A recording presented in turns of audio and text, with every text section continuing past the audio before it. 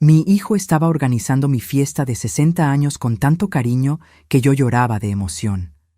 Hasta que mi esposo entró a la habitación, cerró la puerta con llave y dijo con la voz temblorosa: «Necesito mostrarte algo. No entres en pánico, pero nuestro hijo, él no es quien pensamos que es». Lo que me reveló en ese momento lo cambió todo. Y lo peor, la fiesta sería al día siguiente. Pero antes de continuar, checa si ya estás suscrito al canal y escribe en los comentarios ¿desde dónde estás viendo este video? Nos encanta saber hasta dónde están llegando nuestras historias. Mi nombre es Jimena, tengo 59 años y siempre creí que conocía a mi hijo mejor que nadie. Después de todo, fui yo quien lo arrulló en mis brazos cuando era bebé, quien cuidó cada fiebre, quien le enseñó sus primeras palabras. Durante 35 años, Mateo fue mi orgullo, mi alegría, mi propósito más grande en la vida. Trabajé duro al lado de mi esposo Javier para darle todo lo que nosotros no tuvimos: buena escuela, universidad privada, oportunidades que nuestros padres nunca pudieron ofrecernos. La fiesta de mi cumpleaños número 60 sería el sábado, en un salón elegante que Mateo había elegido personalmente en Polanco. Él venía planeándolo hace meses, mostrando fotos del lugar, hablando sobre el menú, sobre las flores que sabía que yo amaba, esas rosas blancas que siempre han sido mis favoritas desde que era joven. Veía a mi hijo tan emocionado, tan dedicado, y mi corazón rebosaba de gratitud. ¡Qué suerte la mía!, pensaba mientras doblaba servilletas que había comprado para la ocasión, tener un hijo así, tan atento, tan presente en mi vida. Mateo había crecido para ser un hombre guapo, exitoso. Trabaja en una casa de bolsa, gana bien, vive en un departamento muy padre que logró comprar con su propio esfuerzo en la Condesa. Claro que ayudamos un poco con el enganche, pero fue él quien cargó con la mayor parte. Siempre estuvimos orgullosos de eso, de haber criado a un hijo independiente, responsable, que no dependía de nosotros para todo. El jueves por la noche, 2 días antes de la fiesta, yo estaba en la recámara doblando ropa que acababa de planchar cuando Javier entró. Noté de inmediato que algo estaba diferente. Su rostro estaba pálido, con una palidez enfermiza que me asustó. Los ojos rojos como si hubiera llorado o no hubiera dormido bien. Conocía a ese hombre tras 37 años de matrimonio y sabía reconocer cuando algo estaba muy, muy mal. «¿Qué pasó?», pregunté, soltando de inmediato la ropa que tenía en las manos. Mi primer pensamiento fue la salud. Se había hecho estudios recientemente por lo de la presión alta. ¿Será que los resultados salieron mal? Mi corazón se aceleró mientras esperaba la respuesta, imaginando las peores posibilidades. ¿Cáncer? ¿Problema cardíaco? ¿Diabetes grave? Javier cerró la puerta de la recámara con llave. Ese gesto simple me asustó más que cualquier palabra. En todos estos años juntos, nunca cerraba puertas dentro de la casa. Éramos solo nosotros dos, viviendo ahí desde que Mateo se había ido a vivir solo hace 5 años.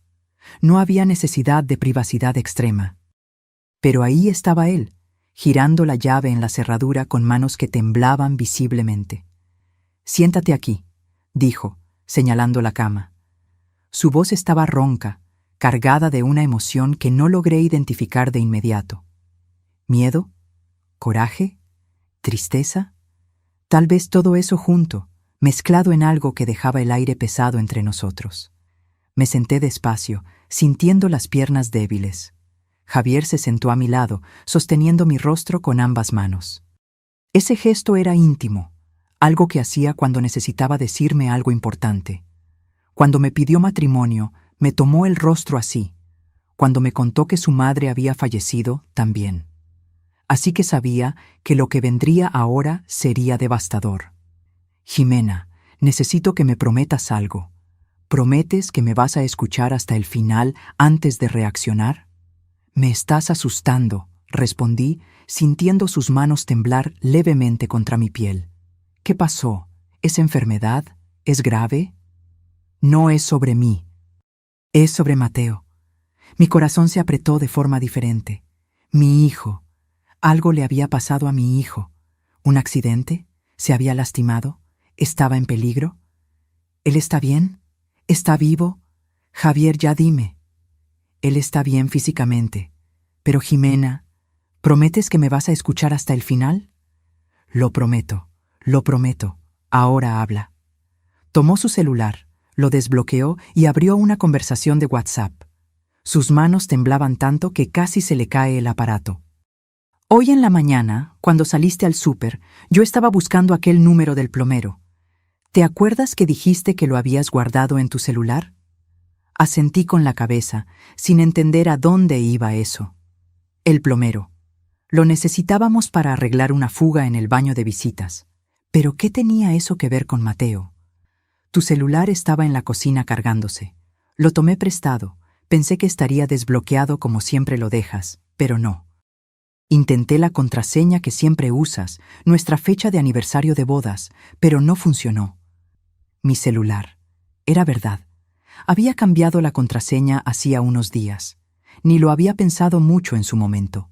Mateo lo había sugerido durante una comida aquí en la casa, diciendo que era más seguro usar algo menos obvio. Había sido idea de él, incluso. En su momento se me hizo raro. Cuestioné por qué la preocupación repentina. Pero él explicó que había leído sobre ciberseguridad en su trabajo, que las contraseñas basadas en fechas importantes eran las primeras que los hackers intentaban. Tuvo sentido. La cambié por la fecha de nacimiento de Mateo, 15 de marzo. Simple, fácil de recordar. Intenté algunas combinaciones. Javier continuó, con la voz cada vez más tensa, y terminé acertando. Era la fecha de nacimiento de Mateo. Logré desbloquearlo. ¿Y qué? ¿Cuál es el problema con eso? Realmente no entendía, entonces desbloqueó mi celular. ¿Y luego? El problema es lo que encontré después de desbloquear. Jimena, yo no estaba buscando nada, te juro que no. Pero cuando la pantalla prendió, apareció una notificación de mensaje, y el mensaje me llamó la atención. Me mostró la pantalla. Era una conversación de WhatsApp, pero no reconocí el número. No tenía nombre guardado, solo un número desconocido que no significaba nada para mí. Comencé a leer los mensajes que Javier había dejado abiertos en la pantalla, y con cada línea sentía que el estómago se me apretaba como si una mano invisible estuviera exprimiendo mis órganos internos. Todo listo para el sábado. Ella no sospecha nada. Perfecto. ¿Cuánto has conseguido hasta ahora? 120,000 pesos transferidos a lo largo de 6 meses. Ella firma todo lo que le pido sin siquiera leer. Es patético lo fácil que es. ¿Y el viejo? Él es más difícil, más desconfiado, pero después del sábado no va a importar. Con el poder notarial que ella va a firmar en la fiesta, tendré acceso total a todo. Mi vista se nubló. Las palabras bailaban en la pantalla. Leí y releí, tratando de encontrarle sentido, tratando de hallar otra interpretación. Eso no podía estar pasando. No podía ser real. Era algún error, alguna confusión. Alguien había clonado mi número. Era un fraude. Tenía que serlo. Javier, ¿de quién es este número? Mi voz salió en un susurro ronco, casi inaudible. Él respiró profundo antes de responder, y vi lágrimas comenzando a formarse en sus ojos. Marqué. Necesitaba estar seguro. Usé otro teléfono, el del vecino. Dije que era una equivocación. Fingí que estaba tratando de comunicarme con una empresa. Era una mujer, joven, tal vez unos 30 años por la voz. Cuando pregunté si era de la empresa Silva & Asociados, ella corrigió diciendo, no, marcó con Bianca. Luego colgué rápido antes de que sospechara. ¿Bianca? ¿Quién es Bianca? Mateo nunca mencionó a ninguna Bianca. Exactamente, nunca la mencionó. Pero seguí leyendo los mensajes, Jimena. Hay más, mucho más, y se pone peor. Deslizó la conversación hacia arriba, mostrando mensajes de los últimos meses. Mi corazón latía tan fuerte que escuchaba el pulso en los oídos, un tambor constante que apagaba todos los otros sonidos. Los mensajes eran sobre transferencias bancarias, sobre documentos que yo había firmado sin cuestionar porque confiaba en mi hijo, sobre la fiesta del sábado que debería ser una celebración, pero estaba siendo usada como una trampa. La fiesta es la jugada final. Después de que ella firme el poder general, podemos liquidar todo en cuestión de semanas. Los departamentos, las inversiones, los ahorros, todo. Vamos a ser ricos. ¿Estás seguro de que ella va a firmar sin leer? Absolutamente. Mi mamá confía en mí ciegamente. Va a estar emocionada en la fiesta, rodeada de amigos, feliz. Se lo voy a presentar como un regalo especial, algo para facilitarle la vida en su vejez. Va a firmar sin pensarlo 2 veces. Ella realmente cree que soy un hijo dedicado. ¡Qué madre tan tonta!, ¿no?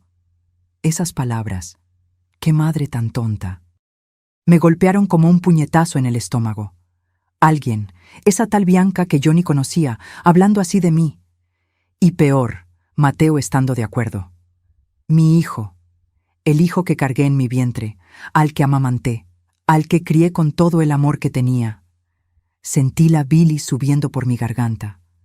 Me levanté demasiado rápido de la cama y tuve que sostenerme de la cómoda para no caerme. El cuarto giraba a mi alrededor. Las piernas me fallaron, flaquearon como si fueran de gelatina. Javier me sostuvo antes de que me desplomara en el piso. No puede ser verdad, logré decir entre ahogos, aún sabiendo en el fondo de mi alma que lo era. Todo cobraba sentido de repente. No puede ser Mateo. Mi Mateo no haría esto. Tiene que ser un error, clonación, lo que sea. Es su número, Ximena. Lo verifiqué 3 veces, 4 veces, 10 veces. Lo comparé con las conversaciones antiguas que tienes con él.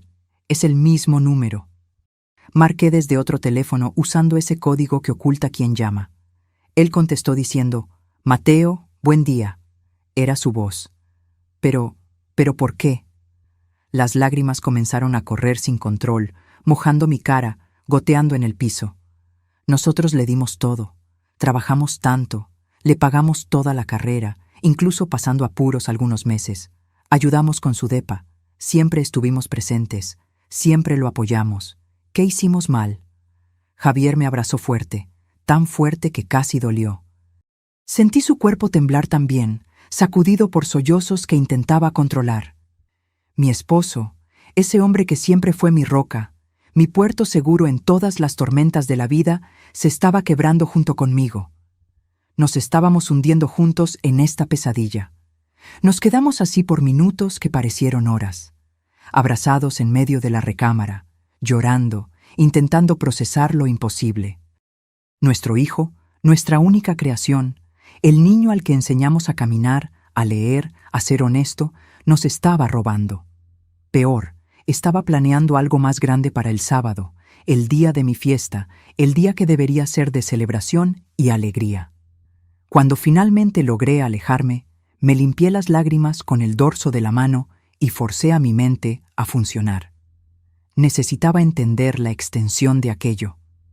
Necesitaba saber hasta dónde llegaba la traición. Dijiste 120,000. ¿De dónde? ¿Cómo? Yo no noté nada. ¿Cómo logró sacarnos 120,000 pesos sin que me diera cuenta?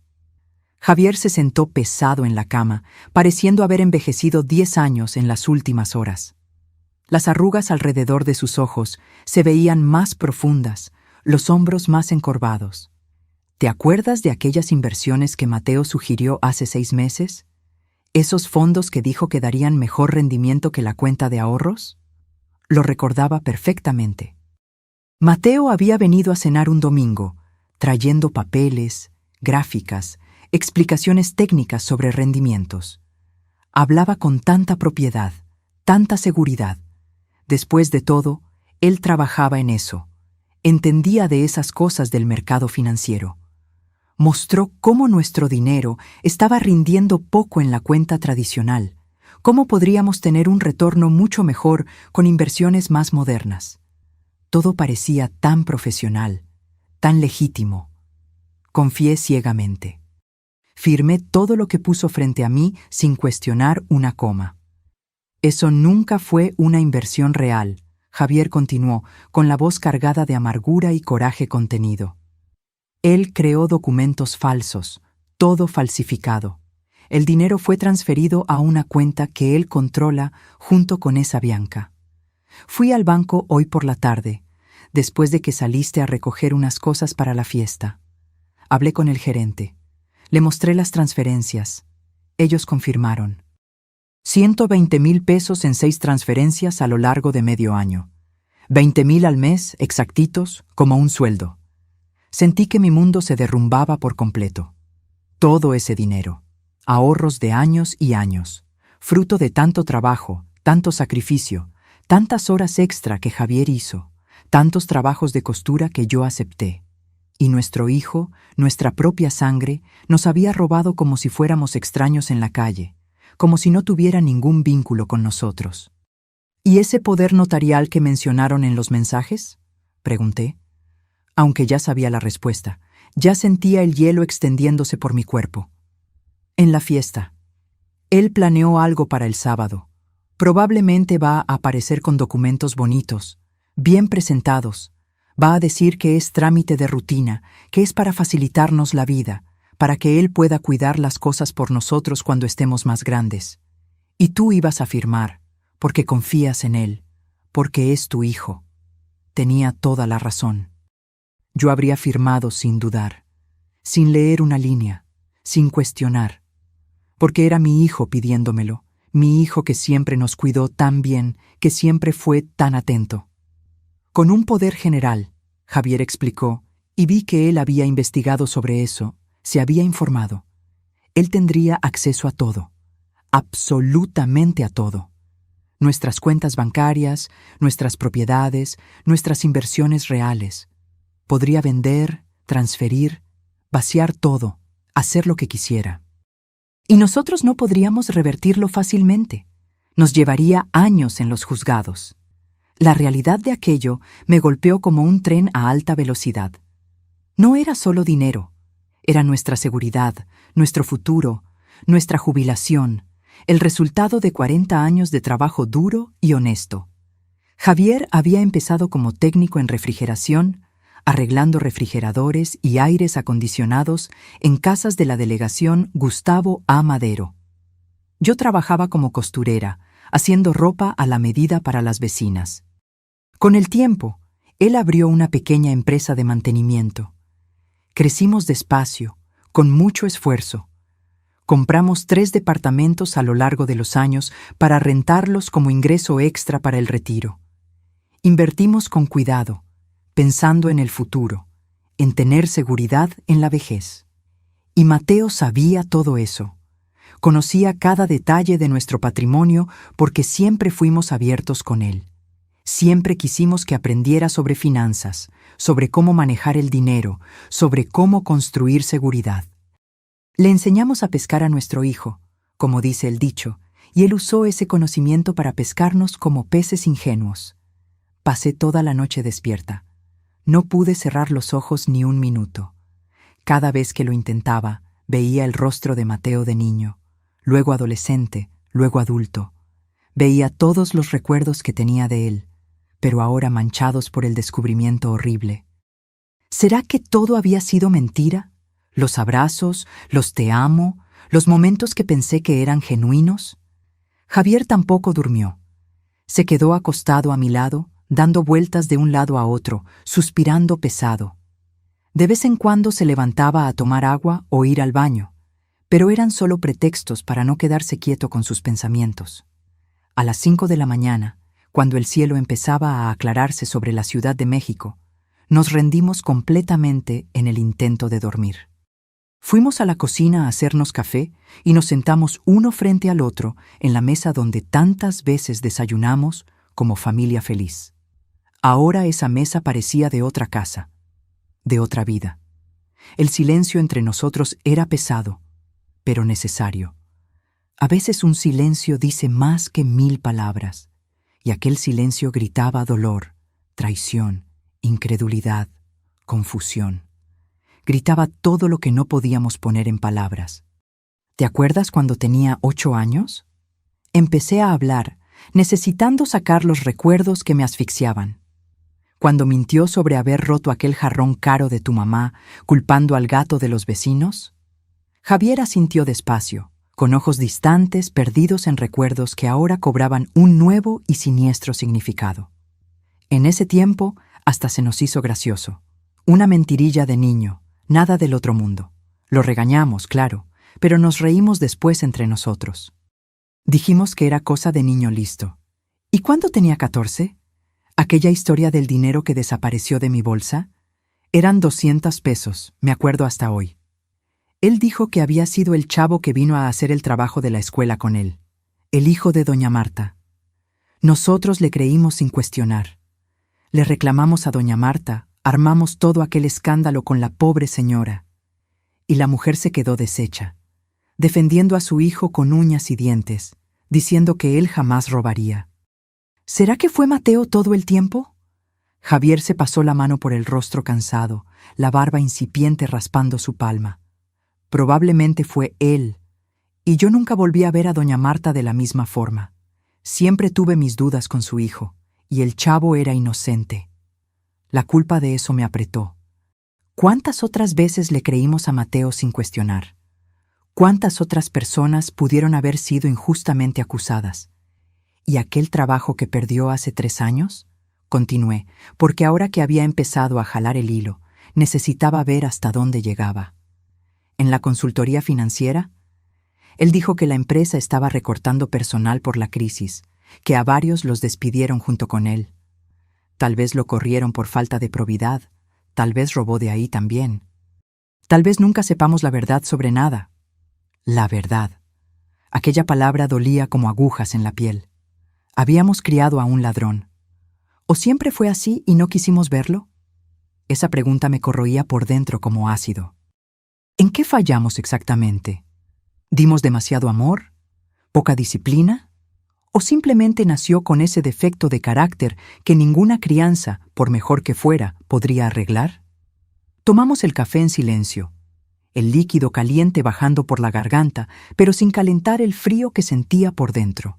A las 8 en punto, estábamos en la puerta del banco esperando a que abrieran. Fuimos los primeros clientes. El guardia abrió la puerta de vidrio y entramos directo a la oficina del gerente. El licenciado Carlos nos conocía hace años, desde que abrimos cuenta ahí. Siempre fue atento, siempre manejó nuestra cuenta con cuidado, conocía nuestra historia. Buen día, don Javier, doña Jimena. Qué sorpresa verlos tan temprano. ¿Pasó algo?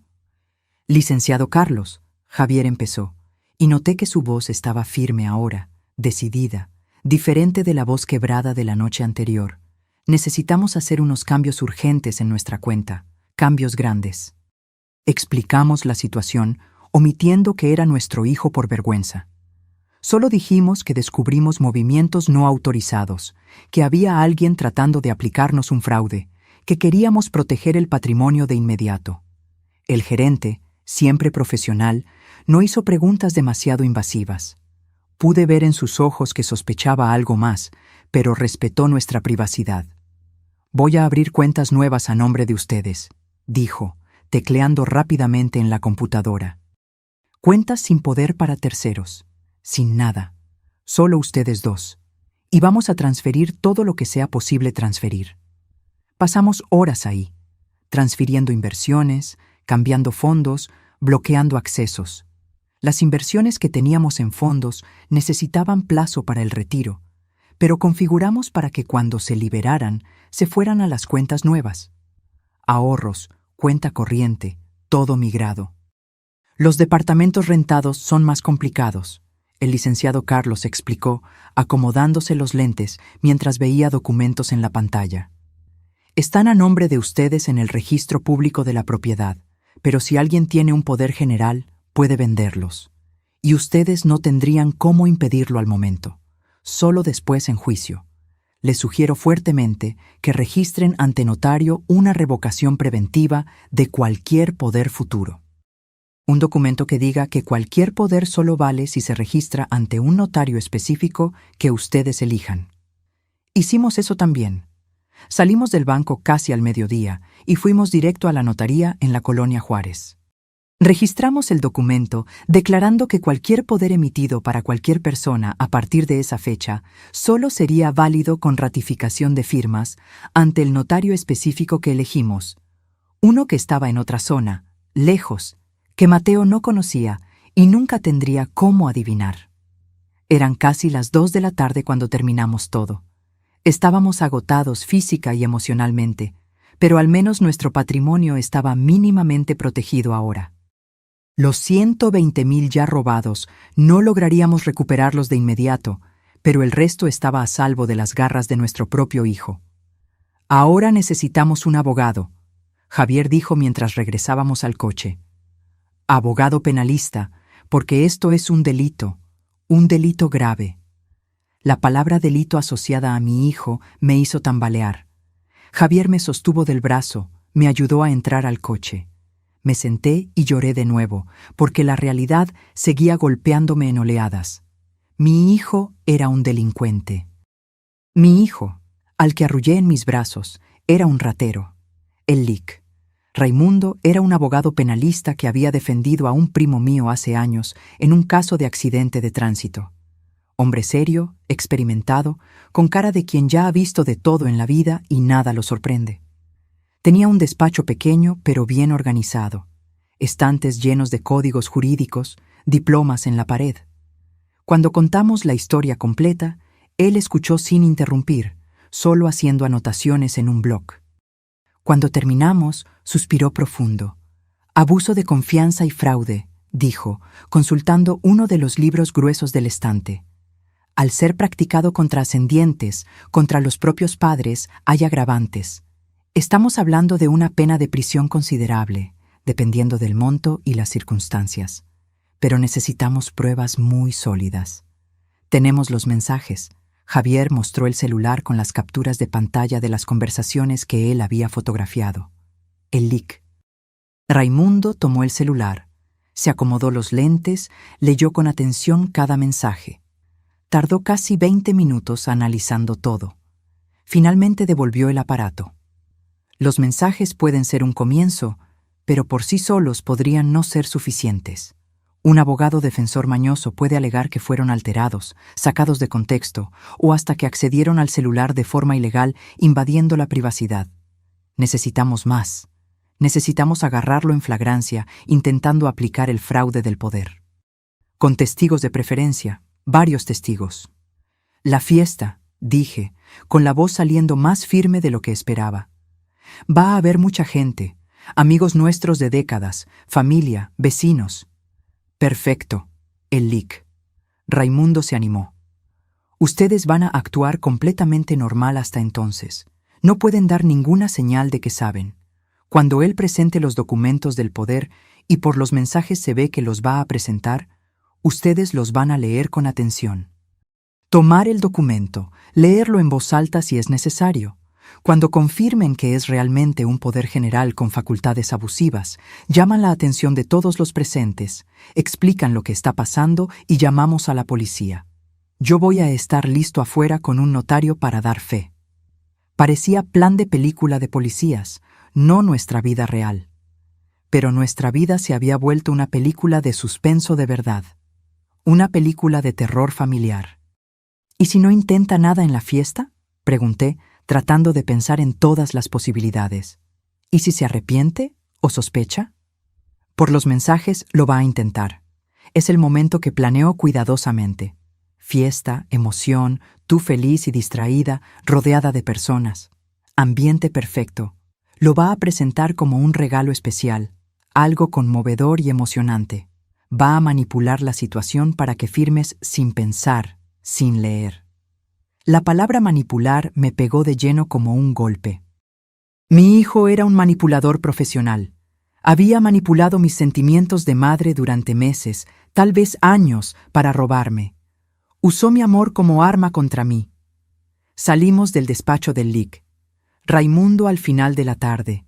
El sol se estaba poniendo, pintando el cielo de naranja y rosa, colores bonitos que contrastaban con la oscuridad que sentía por dentro.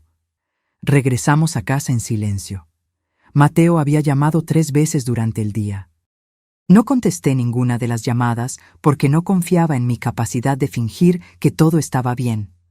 Le mandé un mensaje de texto diciendo que estaba ocupada con preparativos de última hora para la fiesta, que tenía mucho que resolver todavía, que hablábamos después. Él respondió con varios emojis de corazón. Cada corazón digital era como una puñalada en mi pecho, porque eran mentiras, todo mentiras. ¿Vas a poder fingir mañana?, Javier preguntó mientras preparábamos una cena sencilla que ninguno de los dos tenía estómago para comer. ¿Vas a poder verlo a la cara y actuar como si no supieras? Voy a tener que poder, no tengo opción. Pero por dentro estaba aterrada. ¿Cómo vería a mi hijo sabiendo lo que había hecho, lo que estaba planeando hacer? ¿Cómo lo abrazaría sin vomitar? ¿Cómo le sonreiría sin gritar? La noche del viernes para el sábado fue todavía peor que la anterior. Las horas se arrastraban como si el tiempo se hubiera vuelto miel. Cada minuto parecía durar una eternidad. Me quedé acostada mirando al techo, contando las grietas en la pintura, tratando de no pensar pero siendo incapaz de pensar en cualquier otra cosa. Javier tampoco pudo dormir.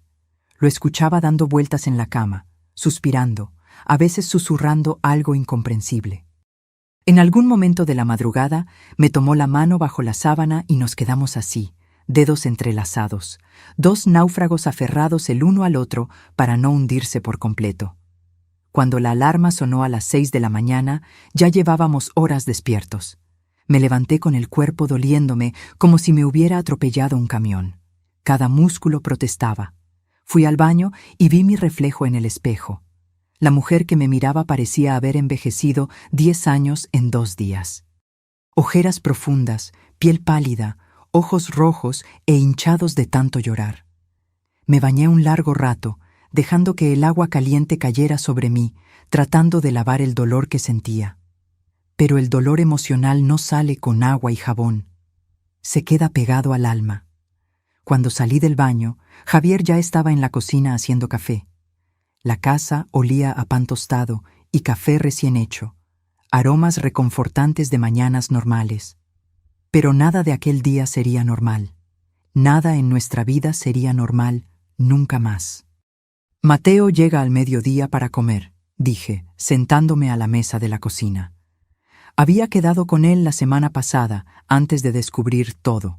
Él había sugerido venir a comer antes de la fiesta, pasar tiempo conmigo, platicar. Ahora sabía que esa plática sería la preparación para el golpe. Lo sé. Vamos a lograr hacer esto, Jimena. Tenemos que lograrlo.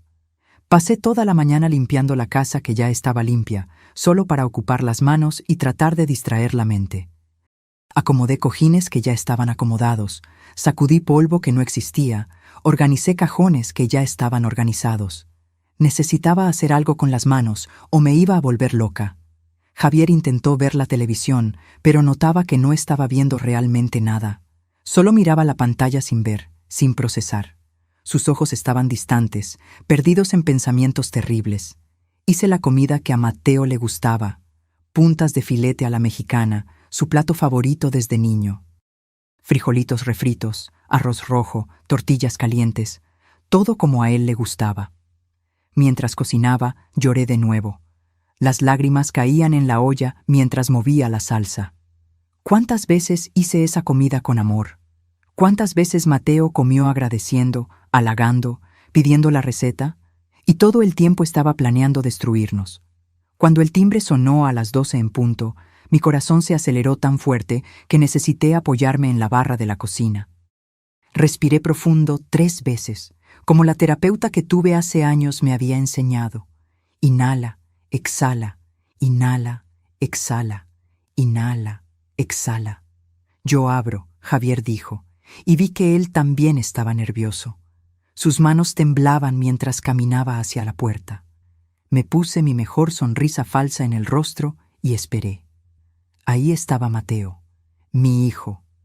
1,75 m de estatura, cabello oscuro peinado con gel, vistiendo una camisa de vestir azul claro, pantalón de vestir oscuro, zapatos cafés boleados, sonrisa amplia en el rostro, ojos brillantes, cargaba un ramo enorme de rosas blancas y una bolsa de una tienda cara. ¡Mamá!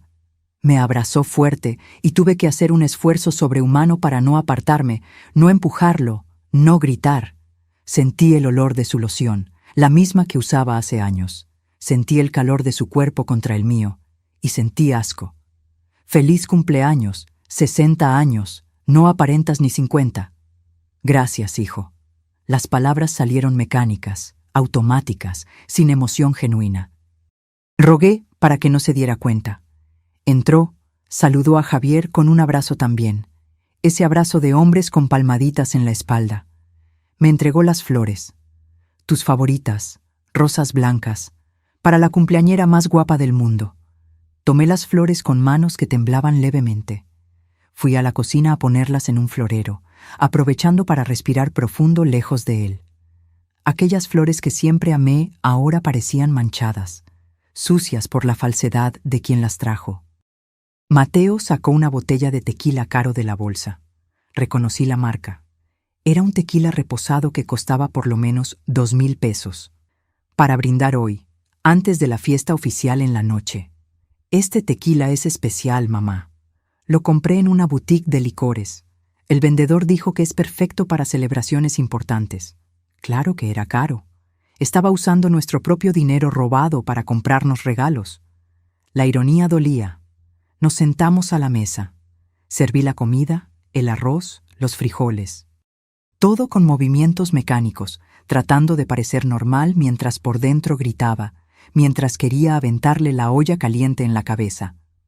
«Mamá, ¿estás bien? Te ves un poco cansada», Mateo comentó mientras se servía una porción generosa. Ansiosa por la fiesta. Mentí, y la mentira salió sorprendentemente fácil. Ya sabes cómo me pongo nerviosa con estas cosas. Tantas personas, tanto planeamiento. Él sonrió comprensivo, esa sonrisa de hijo dedicado. Va a ser perfecto, mamá. Preparé cada detalle pensando en ti. Las flores que amas, la comida que te gusta, la música que va a tocar tu corazón. Va a ser una noche inolvidable. Cada detalle. Incluyendo el momento en que me iba a engañar para firmar el poder y robarme completamente. Inolvidable de verdad, pero por los motivos equivocados. Comimos con una conversación que parecía normal para él, pero era una tortura para mí. Mateo hablaba animadamente sobre su trabajo en la casa de bolsa, sobre nuevos clientes que había conseguido, sobre inversiones que estaban rindiendo bien. Cada palabra sobre dinero era una ironía dolorosa. Cada vez que decía inversión, yo pensaba en los 120,000 que nos había robado. Por cierto, dijo mientras tomábamos café después de comer, limpiándose la boca con la servilleta. Tengo una sorpresa para ti. Bueno, de hecho 2 sorpresas. Aquí venía. Sentí a Javier tensarse a mi lado en la silla. Sostuve la taza de café con más fuerza. La primera es que conseguí algo increíble para ti y para mi papá. ¿Te acuerdas que siempre quisiste conocer París? Asentí. Era un sueño viejo de verdad. Desde joven veía fotos de la Torre Eiffel, de los Campos Elíseos, del Museo del Louvre, y soñaba con conocerlos. Pero nunca tuvimos dinero de sobra para viajes internacionales. París se quedó siempre como un deseo distante, algo para hacer un día cuando nos jubiláramos. Pues ya está. Conseguí a través de la oficina un paquete promocional increíble. 2 semanas en París, todo pagado. Hotel 4 estrellas, boletos de avión, algunos tours incluidos. Sería mi regalo de cumpleaños para ti, mamá, para que realicen ese sueño finalmente. Mis ojos se llenaron de lágrimas, pero no por las razones que Mateo imaginaba. Lloraba porque él estaba usando mi sueño, mi deseo más antiguo para engañarme. Estaba manipulando mi corazón. Pero hizo una pausa dramática, como actor de telenovela. Para poder liberar el paquete rápido, antes de que expire la promoción, necesito un poder simple de ustedes 2, solo para que yo pueda tramitar el pago en la agencia de viajes más rápido. Es burocracia tonta, pero la agencia lo exige. Ahí estaba la mentira. Envuelta en papel de regalo bonito, adornada con un lazo de sueños cumplidos. Un viaje a París que nunca pasaría. Un poder que no tenía nada que ver con una agencia de viajes. Forcé una sonrisa emocionada. Hijo, qué increíble. París. Siempre soñé con eso. No puedo creer que lo lograras. Cualquier cosa por la mejor mamá del mundo. Pero necesitamos resolver lo del poder hoy mismo, porque el lunes la promoción vence. Traje aquí los documentos. Ya está todo llenado por el abogado de la agencia. Solo falta la firma de ustedes dos. Sacó de su mochila de piel una carpeta bonita, de aspecto profesional, con documentos adentro. Mi corazón latía tan fuerte que temía que él lo escuchara, que se diera cuenta. ¿Puedo ver los documentos? Tomé la carpeta con la mano más firme de lo que esperaba. Claro, mamá. Pero ese es el lenguaje jurídico aburrido de siempre. Ya sabes cómo es. El abogado de la agencia lo preparó en su formato estándar. Puedes firmar tranquila. Comencé a leer. Y ahí estaba, exactamente como el LIC, Raimundo había previsto. Un poder general e irrevocable, otorgándole a Mateo Silva facultades para administrar, gestionar, vender, comprar, hipotecar, transferir bienes muebles e inmuebles, realizar transacciones bancarias de cualquier naturaleza, manejar cuentas corrientes, de ahorros e inversiones, firmar documentos y toda una lista enorme de facultades. Aquello no era un poder para una agencia de viajes, era carta blanca total para hacer lo que quisiera con todo lo que teníamos. Mateo, mantuve la voz tranquila, controlada. Esto aquí no es un poder para un viaje, es un poder general.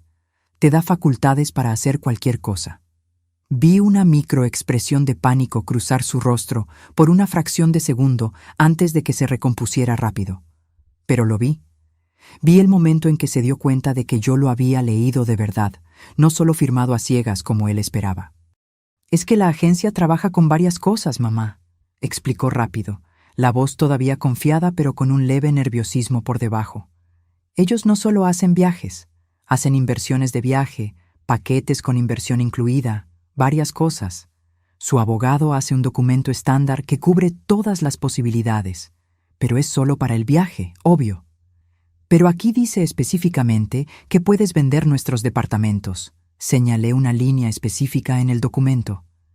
Se rió, pero la risa sonó falsa ahora, forzada. Es estándar jurídico, mamá. Los abogados siempre ponen todo lo que es posible en el papel, aunque no lo vayan a usar. No significa que yo lo vaya a hacer. Es solo para cubrir todas las posibilidades legales, por si se necesita algo inesperado. Ya sabes cómo son esos documentos oficiales, siempre exagerados. Javier intervino, entrando en la plática. Hijo, no vamos a firmar eso así. Si es solo para el viaje, puedes hacer un poder específico solo para ese fin. Un poder específico para la agencia de viajes X, para el paquete Y. No necesita ser general. La máscara de Mateo empezó a rajarse de verdad ahora. Vi coraje genuino en sus ojos, rabia mal controlada. ¿No confían en mí? Soy su hijo. Estoy tratando de hacer algo bonito, cumplir un sueño de mi mamá. ¿Y ustedes se ponen con paranoias? No es paranoia. Mi voz salió más firme ahora, más fuerte. Es sensatez. Nadie que esté en su sano juicio firma un poder general sin necesidad real y específica. Entonces olvídense. Se levantó bruscamente de la silla, que raspó ruidosamente en el piso. Arrebató los papeles de la mesa con un movimiento brusco. Olvídense del viaje, olvídense de todo. Quería darles una sorpresa, padre, demostrarles que me importan, pero si se van a poner con esa desconfianza ridícula, entonces no vale la pena. Mateo, siéntate. Javier habló con una autoridad que rara vez usaba, ese tono de voz que solo había usado 2 o 3 veces en la vida cuando la situación era realmente grave. Necesitamos platicar sobre otra cosa, algo mucho más importante que un viaje.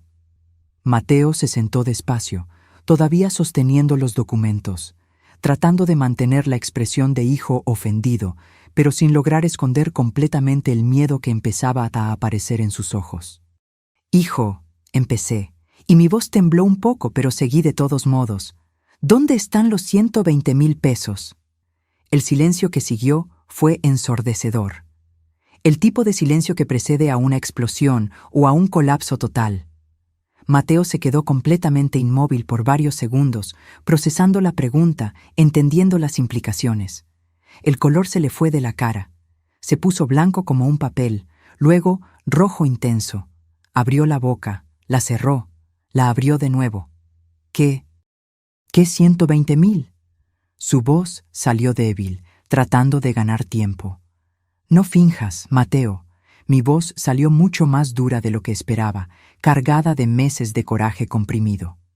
No hagas más eso. No finjas que no sabes. Los 120,000 pesos que nos robaste en los últimos 6 meses con esa historia de las inversiones falsas. Vi el momento exacto en que se dio cuenta de que ya no tenía salida, que habíamos descubierto todo.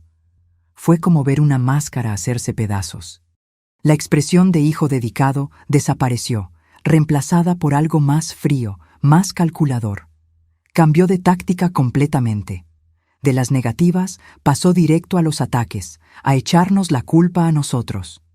¿Ustedes revisaron mis cosas? ¿Invadieron mi privacidad? ¿Leyeron mis mensajes privados? ¿Qué clase de padres hacen eso? ¿Qué clase de hijo le roba a sus propios padres? Reviré. Vimos los mensajes, Mateo, todos.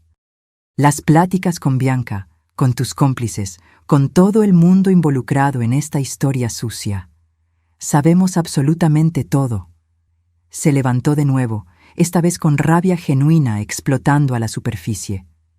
Aventó los documentos del poder sobre la mesa con fuerza. Ustedes no tienen ningún derecho de juzgarme. No saben nada de mi vida, de mis necesidades. No saben lo que es necesitar dinero de verdad, lo que es tener deudas pesadas, cuentas que no pueden esperar. Siempre lo tuvieron todo. Siempre fueron los correctitos. Siempre tan perfectos. Trabajamos por cada centavo que tenemos, Javier rebatió, también levantándose ahora, quedando frente a frente con su hijo. Nada nos cayó del cielo. Cada departamento, cada inversión fue conquistada con trabajo honesto. Sudor honesto. Y yo también trabajo. Trabajo hasta tarde, lidio con presión, con clientes exigentes. Pero nunca es suficiente. Ustedes tienen 3 departamentos, inversiones gordas, dinero guardado a montones. Yo tengo la cuenta en rojo, deudas que no paran de crecer, una vida cara que mantener en la Ciudad de México. ¿Entonces la solución es robar? ¿Robarle a tu propia familia? ¿A los padres que te criaron, que te dieron todo? Lo tomé prestado. Iba a devolver cada centavo en cuanto lograra organizar las cosas. ¡Mentira! Mi voz salió fuerte, gritando por primera vez. Mentira descarada. En los mensajes hablan claramente de liquidar todo, de vender nuestros departamentos, de dejarnos sin nada y largarse al extranjero. Eso no es pedir prestado. Eso es un robo planeado, calculado, frío. Mateo no respondió. Solo miraba al piso, con las mandíbulas tensas, las manos cerradas en puños. ¿Quién es Bianca?, pregunté, queriendo oírlo de su boca. No es nada de ustedes. Mi vida privada no es asunto suyo. ¿Es tu cómplice? ¿Tu novia? ¿Las dos cosas? ¿A ella se le ocurrió la idea o a ti? Se rió, pero era una risa amarga, sin humor alguno. Bianca es alguien que me entiende de verdad, que sabe que en la vida tienes que tomar lo que quieres, no quedarte esperando herencias de padres que probablemente van a vivir hasta los 90 años gastándoselo todo mientras tu vida se pasa. Aquellas palabras dolieron más que cualquier bofetada. Él quería que nos muriéramos pronto. Tal vez no estaba planeando matarnos activamente como algunos casos que salen en las noticias, pero deseaba nuestra muerte anticipada para poder heredar. Vamos a ir a la policía, Javier declaró con voz firme y decidida. Hoy mismo. Inmediatamente. ¿Van a ir con qué pruebas?, Mateo desafió, recuperando un poco de la arrogancia. ¿Mensajes que tomaron invadiendo mi privacidad sin permiso? Eso no va a servir de nada. Cualquier abogado lo tumba fácil. Tenemos las pruebas bancarias. Las transferencias están todas documentadas.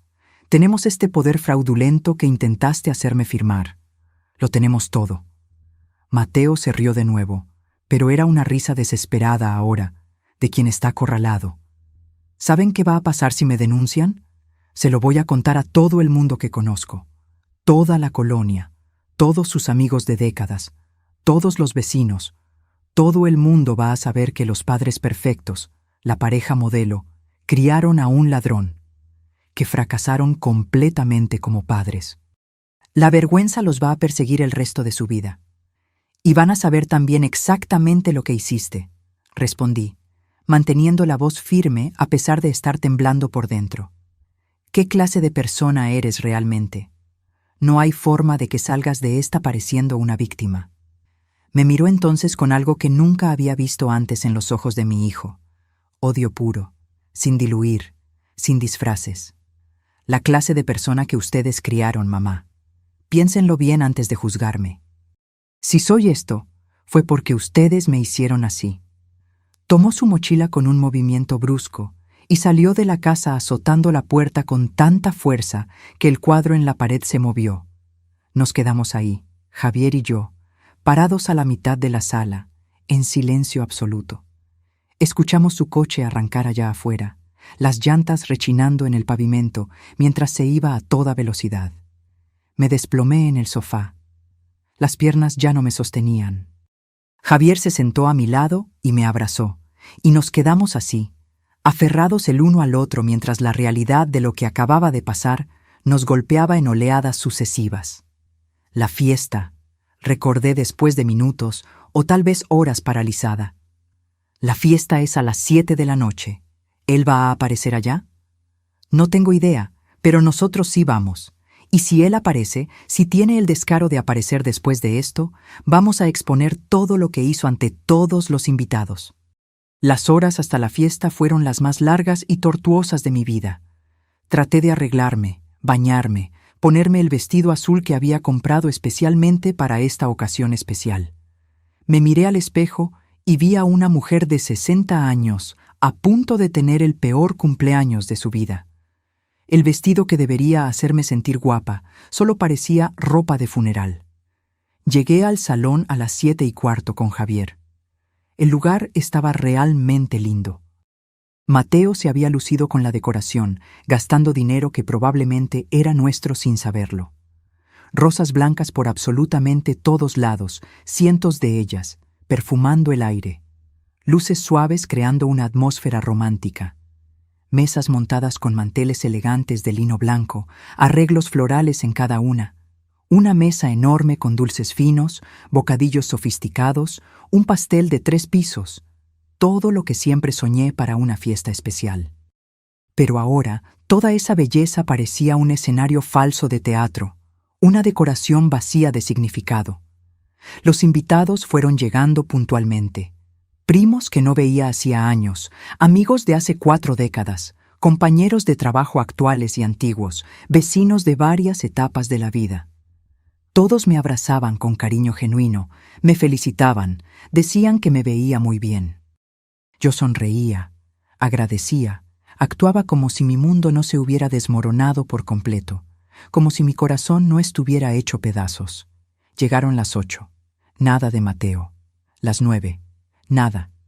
Algunos invitados empezaron a preguntar dónde estaba él. Después de todo, había sido el organizador de todo aquello. Inventé una excusa diciendo que lo habían llamado para una emergencia en el trabajo, que llegaría más tarde, que pidió que empezáramos sin él. A las 9:30, mi celular sonó. Un número que no reconocí inicialmente. Contesté alejándome del ruido de la fiesta, yendo a un área exterior más tranquila. ¿Mamá? Era Mateo, pero la voz estaba completamente diferente. No era la voz arrogante de hacía unas horas. Era una voz asustada, quebrada, desesperada. ¿Qué quieres, Mateo? Mantuve mi voz fría, distante. Yo cometí un error terrible, enorme.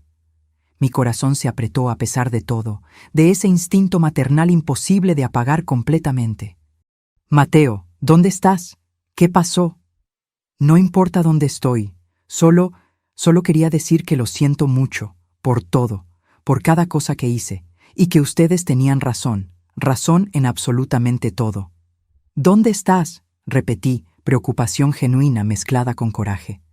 Bianca sollozó, y era un sollozo real, no fingido. Ella no es quien yo pensaba. Ella, Dios mío, mamá, ella me engañó por completo. ¿Cómo que qué? ¿Qué pasó? Se llevó todo. Todo el dinero que les quité a ustedes, todos mis ahorros propios, todo lo que tenía. Dijo que iba a esperar a que yo consiguiera el resto con el poder, que luego nos íbamos a repartir y desaparecer juntos. Pero se peló. Se llevó todo y desapareció. No contesta el teléfono. Me bloqueó de todas las redes. Se esfumó por completo. ¿Justicia poética o tragedia? No sabía ya qué sentir. Mi hijo nos había robado a nosotros y ahora había sido robado por su cómplice. ¿Estás bien físicamente? ¿Estás herido? ¿En peligro? Solo del orgullo y la estupidez, mamá. Solo eso. Arruiné absolutamente todo. Perdí todo. A ustedes, el dinero, mi trabajo porque falté sin avisar, mi dignidad. Todo. Regresa a la fiesta. Ven para acá. Vamos a platicar, a tratar de resolver esto de alguna forma. No puedo verlos a la cara. No puedo ver a nadie. La vergüenza es demasiada. Solo quería que supieras que lo siento de verdad y que me perdones si puedes algún día. Sé que no lo merezco, pero es lo que siento. Colgó antes de que pudiera responder. Traté de marcarle de regreso de inmediato, pero el teléfono solo sonaba y sonaba sin contestar. 5 intentos. 10. 20. Nada. Regresé al salón completamente aturdida. Javier vino corriendo cuando me vio. ¿Qué pasó? Estás pálida. Le conté rápido sobre la llamada. Se quedó tan impactado como yo. ¿Dónde está? Necesitamos encontrarlo. No sé, no dijo. El resto de la fiesta pasó en un borrón de rostros, voces, abrazos que apenas registré. Partimos el pastel enorme de 3 pisos porque era lo que se esperaba. Me tomé decenas de fotos con personas que ni sé quiénes eran. Platiqué, sonreí, agradecí, todo en piloto automático mientras mi cabeza estaba en otro lugar completamente, preocupada por Mateo. ¿Dónde estaba? ¿Qué iba a hacer? Por más que nos hubiera traicionado de forma horrible, seguía siendo mi hijo. Aquella llamada desesperada, la voz rota por el llanto genuino, el arrepentimiento que parecía real, me movió profundamente de formas que no esperaba. Cuando el último invitado finalmente se fue, ya pasaba de la 1 de la mañana. Me senté en una de las sillas del salón ahora vacío, rodeada de rosas blancas que ya empezaban a marchitarse. Javier se sentó a mi lado, tan agotado como yo. «Vámonos a casa», dijo suavemente. «¿Y Mateo? ¿Y si hace alguna tontería? ¿Y si está en peligro real?» «No podemos hacer nada ahorita, Ximena. No contesta el teléfono, no dijo dónde está. Mañana lo buscamos de todas las formas posibles». Durante el trayecto de regreso a casa, mi celular sonó de nuevo. Un número diferente al anterior. Contesté rápido en el manos libres para que Javier escuchara también. «¿Ximena Tavares?» Una voz femenina, joven, con un acento leve que no logré identificar. «Sí, ¿con quién hablo?» «Mi nombre es Bianca, Bianca Moreira». Me quedé helada. Esa mujer, la cómplice, la que se había pelado con nuestro dinero robado. Javier casi pierde el control del coche, tuvo que orillarse rápido. «¿Qué quieres de mí?» Mi voz salió mucho más dura de lo que imaginé ser capaz. «Quiero contarte la verdad completa sobre Mateo, sobre todo lo que pasó, sobre quién es él realmente». «¿La verdad? Tú, una ladrona confesa, ¿quieres hablarme de la verdad? No sabes ni el significado de esa palabra. Sé que me debes odiar en este momento. Tienes todo el derecho. Pero realmente necesitas escuchar mi lado antes de juzgar por completo. Mateo no es la víctima inocente que está fingiendo ser ahora. Él es mucho, mucho más peligroso de lo que te imaginas». Javier se estacionó en una gasolinera para que pudiéramos escuchar mejor sin riesgo de accidente. Activó la grabadora del celular. Necesitábamos tener todo eso registrado, cada palabra. «Habla entonces», ordené, tratando de controlar la rabia. «Cuenta toda esa verdad». Bianca respiró profundo del otro lado de la línea antes de empezar. «Conocí a Mateo hace exactamente 2 años a través de una aplicación de citas, Tinder. Él era extremadamente encantador, atento, decía todas las cosas correctas en el momento justo. Parecía el hombre perfecto. Empezamos a andar oficialmente después de 2 meses. Al principio fue maravilloso, romántico, me trataba como a una princesa. Hizo una pausa y escuché un ruido de fondo que parecía una central de autobuses o el aeropuerto. Después de unos 6 meses juntos, empezó a hablar de ustedes, de su familia, pero no de forma normal. Él estaba obsesionado. Hablaba constantemente de cuánto dinero tenían ustedes, de los 3 departamentos que rentaban, de inversiones voluminosas. Decía que ustedes eran ricos pero tacaños, que no compartían adecuadamente con él. Nosotros siempre lo ayudamos en todo, interrumpí. Eso lo sé ahora. Pero él pintaba un cuadro completamente diferente. Decía que ustedes tenían millones escondidos, que vivían de forma modesta para no compartir, que lo hacían pasar necesidades a propósito para que valorara el dinero. Al principio se me hizo rara toda esa fijación, pero él decía que era solo porque se preocupaba por la familia, que quería ayudarlos a manejar mejor el patrimonio. Javier y yo intercambiamos miradas. Más manipulación. Yo trabajo en un banco, en el área de inversiones. Entiendo de finanzas, de mercados. Él descubrió eso y empezó a hacer preguntas. Preguntas técnicas sobre cómo alguien podría acceder a cuentas de otras personas, sobre vacíos legales, sobre poderes notariales. Se me hizo sumamente raro, lo cuestioné, pero él siempre tenía una buena excusa. Decía que era para protegerlos de fraudes, para entender los riesgos. Hizo otra pausa y escuché lo que parecía ser una llamada de abordaje al fondo. Terminé dándole cierta información técnica. Le expliqué cómo funcionaban los poderes, qué facultades daba cada tipo. Nunca, jamás imaginé que lo usaría para robarle a sus propios padres. Cuando me di cuenta de lo que realmente estaba pasando, ya estaba metida hasta el cuello. Él había empezado a darme dinero, decía que eran bonos de su trabajo. Ahora sé que eran los 120,000 que les robó a ustedes. ¿Cuánto te dio?, pregunté. En total, cerca de 40,000 pesos a lo largo de estos meses. Yo lo ponía en una cuenta de ahorros aparte, ni me lo gastaba porque se me hacía rara tanta cantidad de dinero. Cuando finalmente entendí la verdad real de todo, quise devolverlo de inmediato, pero él no me dejó. Dijo que sería admitir la culpa, que nos meterían a la cárcel juntos. ¿Y por qué te pelaste entonces? ¿Por qué le quitaste todo su dinero hoy? Porque hoy en la tarde, después de salir de su casa, él me llamó completamente fuera de sí. Estaba loco de rabia. Dijo que ustedes habían descubierto todo, que el plan había fallado por completo, que estaban amenazando con ir a la policía. Y entonces hizo una pausa, con la voz temblorosa. Empezó a echarme la culpa de absolutamente todo a mí. Dijo que todo había sido idea mía, que iba a testificar en mi contra, que le iba a decir a la policía que yo fui quien planeó todo sola y que lo obligué a participar bajo amenaza. ¿Y le creíste? Me dio pavor. Conociéndolo como lo conozco ahora, sé que sería totalmente capaz de eso, de echarme toda la culpa a mí para salvar su propio pellejo. Así que tomé el dinero que tenía, tanto lo que él me había dado como los ahorros propios de él que guardaba en mi departamento, y salí de la ciudad. ¿Dónde estás exactamente ahorita? Central del Norte, en la Ciudad de México. Voy a tomar un autobús para Querétaro en las próximas horas. Tengo familia allá, una hermana que me puede ayudar. Pero antes de irme, antes de desaparecer, necesitaba contarles la verdad. Mateo va a tratar de echarme toda la culpa a mí cuando lo agarre la policía. Ya empezó a hacerlo. Pero no fui solo yo. No fue ni siquiera principalmente yo.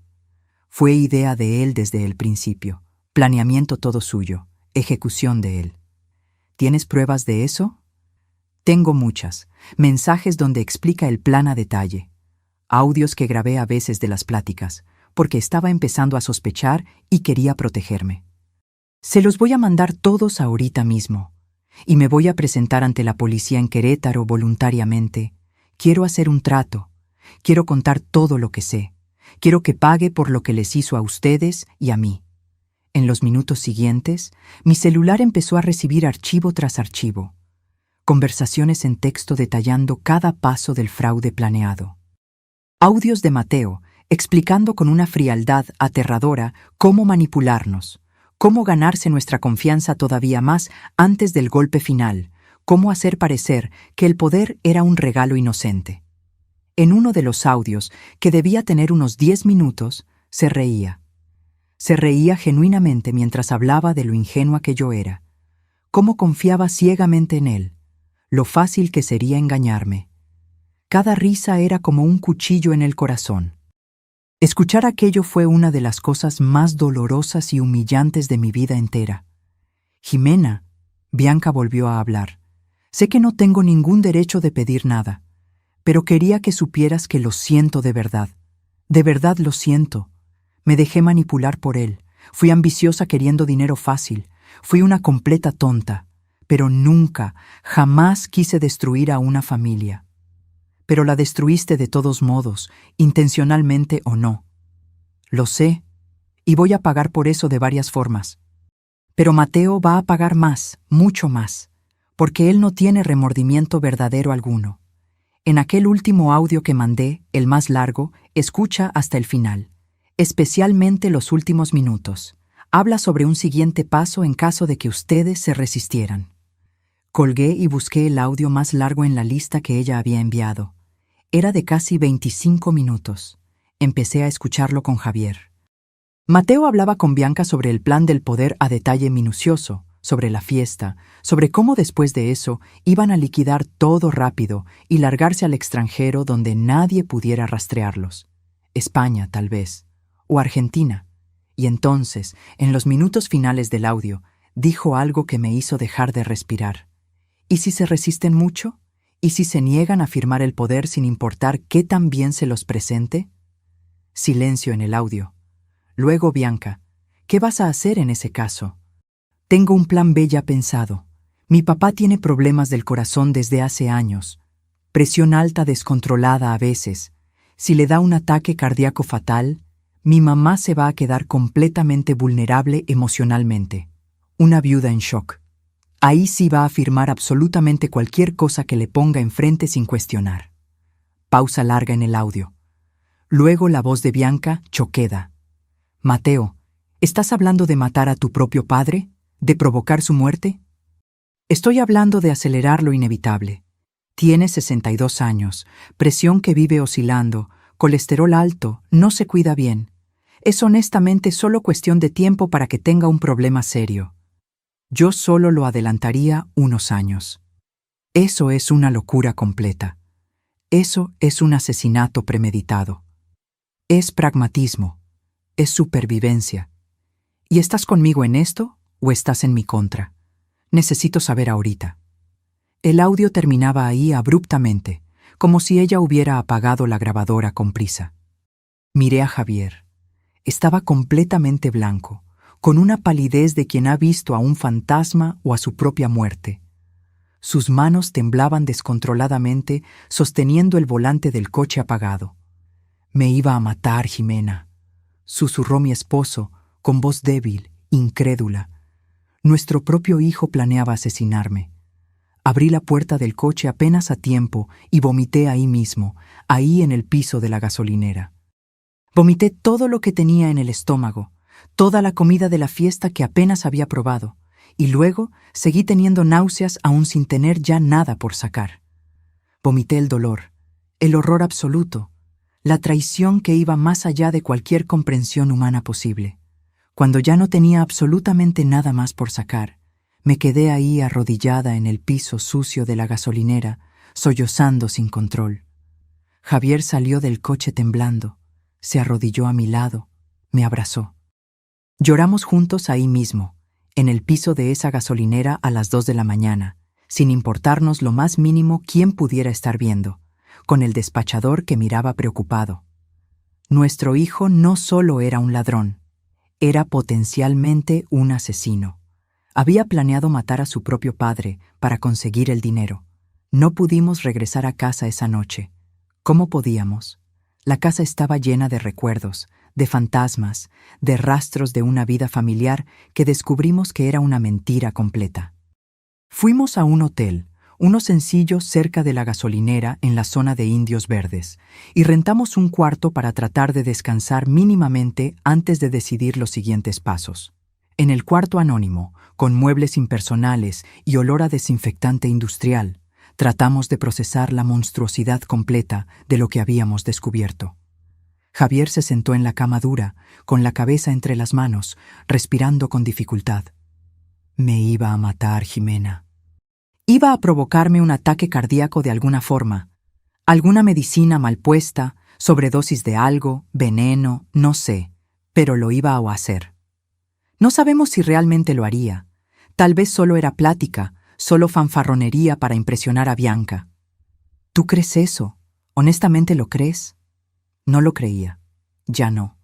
Después de todo lo que descubrimos, todas las mentiras desenmascaradas, toda la manipulación expuesta, ya no podía darle el beneficio de la duda. Tenemos que ir a la policía. Ya. De inmediato, Javier dijo, con la voz cargada de determinación nacida del miedo genuino. Son las 3 de la mañana. No me importa. Tenemos que ir ahora, antes de que haga algo peor, antes de que desaparezca o trate realmente de lastimarnos. Tenía razón. Nos pusimos la ropa arrugada de la fiesta y fuimos directo a la agencia del Ministerio Público más cercana. La delegación de guardia era un lugar triste a esa hora, con iluminación fluorescente demasiado fuerte, olor a café viejo y papel, algunas personas esperando atención en bancas incómodas. El agente del MP de guardia era un hombre de unos 45 años, con unas ojeras profundísimas de quien trabaja turno nocturno hace demasiado tiempo. Cuando explicamos rápido el motivo de estar ahí a esa hora, nos llevó a una oficina más privada de inmediato. ¿Tienen todas esas pruebas que mencionaron?, preguntó después de que terminamos el relato resumido. Mostramos absolutamente todo. Los mensajes que Javier había fotografiado de mi celular. Los archivos que Bianca había mandado. Los audios donde Mateo explicaba el plan a detalle horrible. Las transferencias bancarias documentadas, el poder fraudulento, todo. El agente analizó cada ítem con atención creciente y una expresión cada vez más grave. Esto es extremadamente serio, muy grave. Fraude, abuso de confianza, y este último audio sobre planear provocar la muerte, sacudió la cabeza. Planeación de homicidio. Voy a turnar esto urgentemente a la Fiscalía de Delitos Patrimoniales y también a la de Homicidios. Van a tener que repetir toda la declaración allá, pero ya voy a hacer el registro inicial. Pasamos horas ahí. El sol estaba saliendo cuando finalmente salimos, con un número de carpeta de investigación registrado, con fecha programada para dar declaración formal en la Fiscalía Especializada el lunes por la mañana. Regresamos al hotel. Nos bañamos.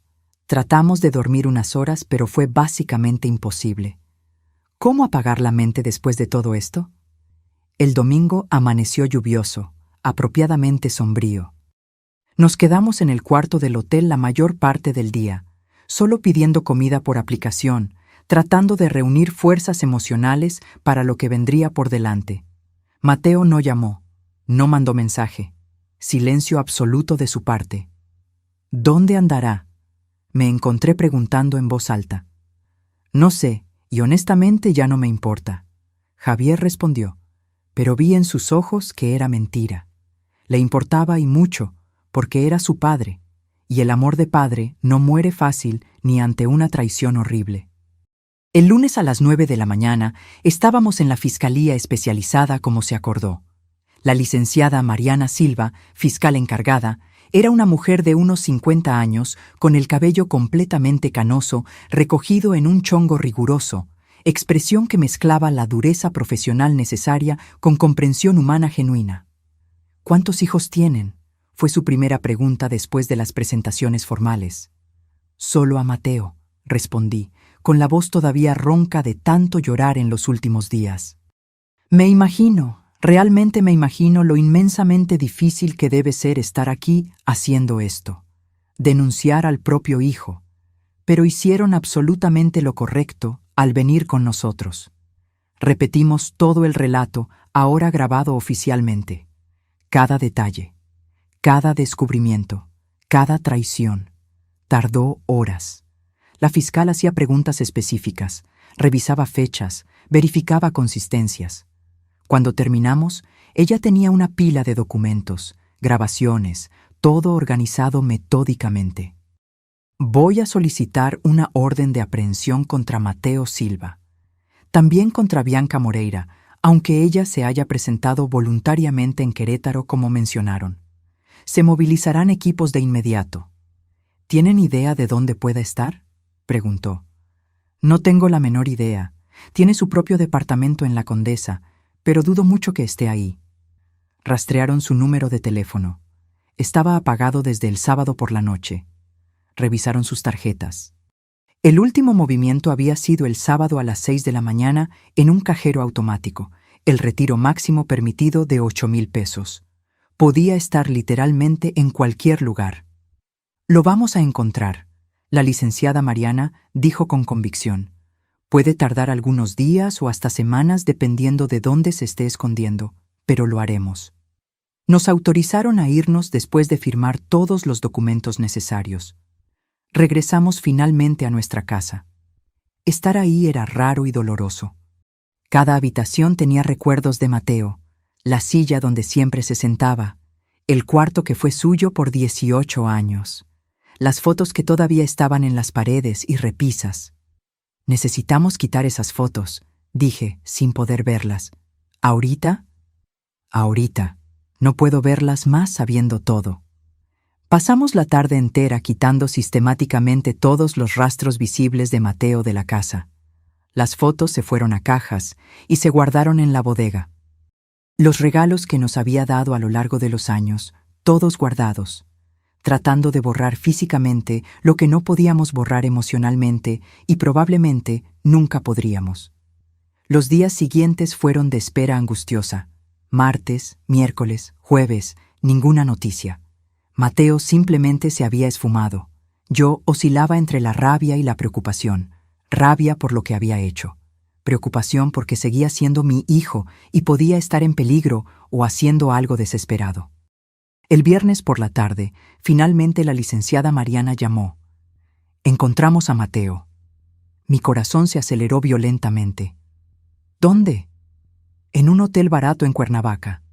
Estaba usando un nombre falso, pero hicimos un barrido en hoteles de la región usando su foto. El encargado de uno de ellos lo reconoció. No opuso resistencia al arresto. Lo están trayendo ahorita para la Ciudad de México. Deben llegar en aproximadamente 1 hora. ¿Quieren estar aquí cuando llegue? Miré a Javier cuestionándolo silenciosamente. Él pensó por un largo momento y luego asintió despacio. Necesitábamos verlo, por más doloroso que fuera. Vamos a estar ahí. Llegamos a la fiscalía a las 5:30 de la tarde. Esperamos en una sala pequeña e incómoda, tomando café horrible de máquina automática, contando los minutos eternos. A las 6:15 llegó una camioneta de la policía. A través de la ventana sucia, vimos cuando bajaron a Mateo. Estaba esposado, con la cabeza baja, una postura completamente derrotada. Ropa que traía puesta hacía días, arrugada y sucia. Barba de varios días. El cabello desordenado. Parecía haber envejecido 10 años en una semana. Nos vio cuando lo llevaban hacia adentro del edificio. Se detuvo por completo, con los ojos muy abiertos por el shock. Abrió la boca como si fuera a decir algo, pero el agente lo empujó suavemente para que siguiera caminando antes de que lo lograra. ¿Quieren hablar con él?, la licenciada Mariana preguntó. No es obligatorio, pero a veces ayuda al proceso de investigación, y puede darles algún tipo de cierre emocional a ustedes. No, respondí de inmediato, automático. No tengo absolutamente nada que hablar con él. Pero la licenciada Mariana insistió con voz gentil. Realmente puede ayudar, para el caso judicial, pero principalmente para que ustedes procesen todo esto emocionalmente. El cierre es importante. Terminamos aceptando a regañadientes. Nos llevaron a una sala de interrogatorio fría e impersonal. Mateo ya estaba ahí, sentado, esposado, con un abogado joven de la Defensoría de Oficio al lado, pareciendo agotado. Entré a esa sala de interrogatorio sintiendo como si estuviera flotando fuera de mi propio cuerpo. Nada parecía completamente real. Mi hijo, el bebé que cargué en mi vientre por 9 meses, estaba del otro lado de esa mesa de metal frío, esposado como un criminal común. Porque era exactamente eso lo que era, un criminal. Mateo levantó los ojos cuando Javier y yo nos sentamos. Vi lágrimas inmediatas bajando por su cara, dejando rastros limpios en la suciedad acumulada. Empezó a llorar antes de que cualquiera dijera una sola palabra. Mamá, papá, yo... No. Corté con la voz mucho más firme de lo que sentía por dentro. No lo intentes ahorita. No intentes pedir perdón ni dar explicaciones. No hay explicación posible para lo que hiciste. Bajó la cabeza, con los sollozos sacudiendo sus hombros. Las esposas tintinearon contra la mesa de metal. La licenciada Mariana inició el interrogatorio oficial prendiendo la grabadora. Mateo Silva, vamos a revisar los hechos. ¿Confirma haber desviado 120,000 pesos de sus padres a lo largo de los últimos 6 meses a través de inversiones fraudulentas? Silencio largo. El abogado de oficio le susurró algo al oído. Mateo respiró profundo varias veces antes de responder. Confirmo. Fui yo. Creé documentos falsos de inversión y transferí el dinero a una cuenta que yo controlaba. Escuchar la confesión directa, sin rodeos, fue como un golpe al estómago a pesar de ya saberlo. ¿Y sobre el plan del poder notarial general en la fiesta de cumpleaños? También confirmo. Se lo iba a presentar como regalo para que mi mamá firmara sin leer bien. ¿Con qué intención específica? Tener acceso total a sus bienes, para poder vender, transferir todo. ¿Y luego? Y luego largarme con el dinero. Cada palabra confirmada era una nueva capa de dolor. Y sobre el plan de provocar un ataque cardíaco fatal a su padre, registrado en el audio que su cómplice Bianca Moreira grabó. Silencio todavía más largo ahora. El abogado habló firme. Mi cliente no necesita responder eso sin un abogado penalista más experimentado presente. Era solo plática. Mateo dijo de todos modos, con voz débil. Nunca lo iba a hacer realmente. Solo estaba diciendo tonterías para impresionar a Bianca. Para parecer rudo, en control. ¿Plática? Mi voz salió mucho más fuerte de lo que pretendía, resonando en la sala pequeña. ¿Planeaste a detalle cómo matar a tu propio padre y le llamas plática? No, mamá. No era en serio. Yo jamás... ¿Cómo podemos creer cualquier cosa que digas? Mentiste sobre absolutamente todo. Cada palabra que salió de tu boca en los últimos meses, tal vez años, fue una mentira calculada. Lloró más fuerte. Sollozos genuinos que sacudían todo su cuerpo. Pero a estas alturas yo ya no sabía distinguir qué era real y qué era actuación. El interrogatorio continuó por horas interminables. Detalles sobre cuentas bancarias que había abierto con nombres falsos. Sobre cómo falsificó documentos usando programas de computadora. Sobre contactos que usó para lavar el dinero. Sobre planes que había hecho para huir del país eventualmente. Todo quedando registrado meticulosamente, cada palabra cavando un hoyo más profundo para él.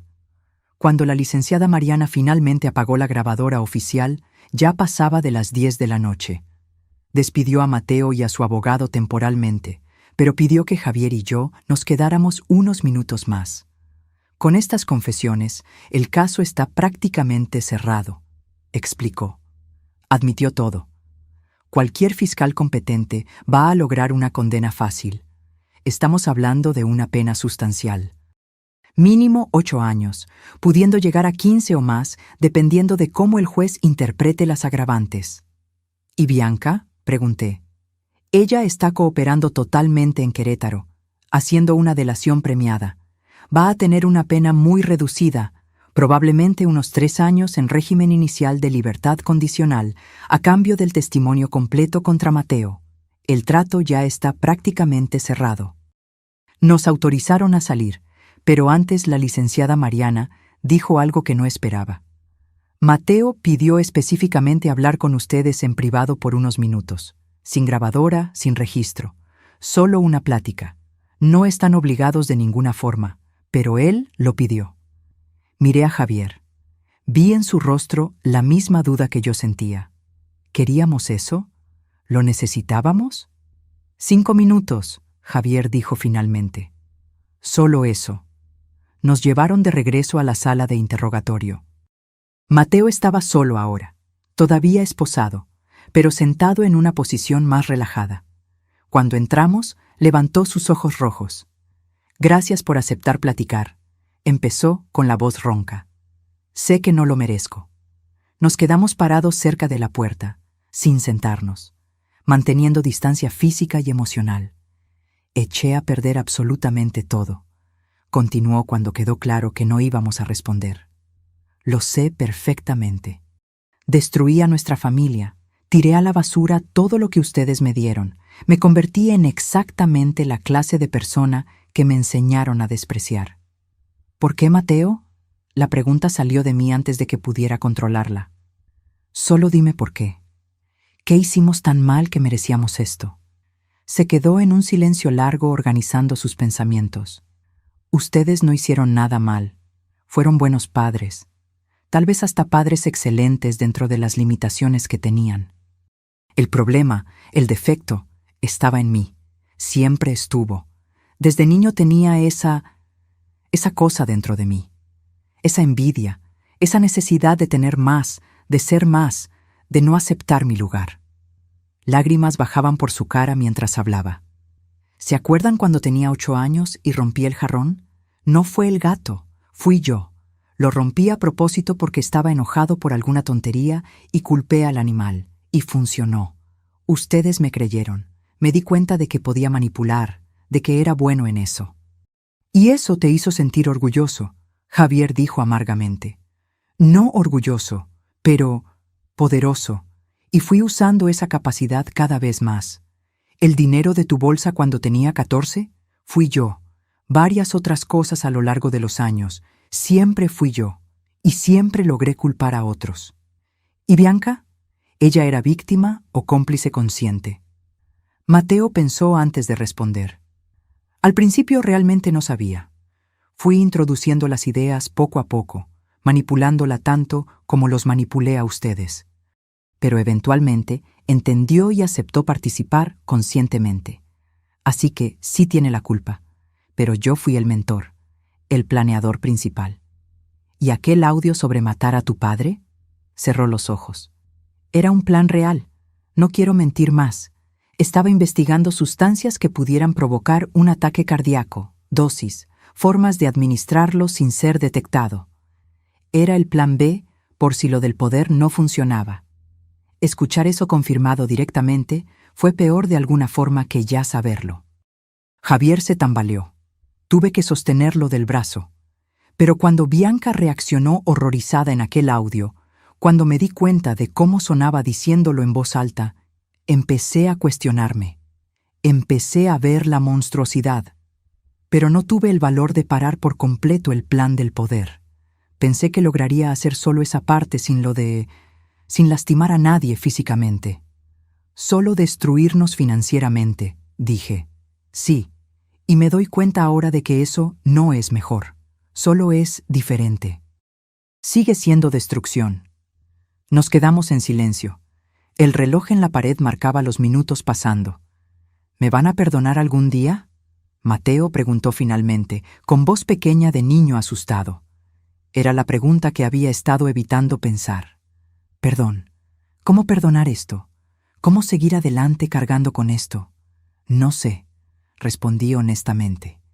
Tal vez nunca, tal vez en muchos años, tal vez un día pueda sentir algo más que dolor cuando piense en ti.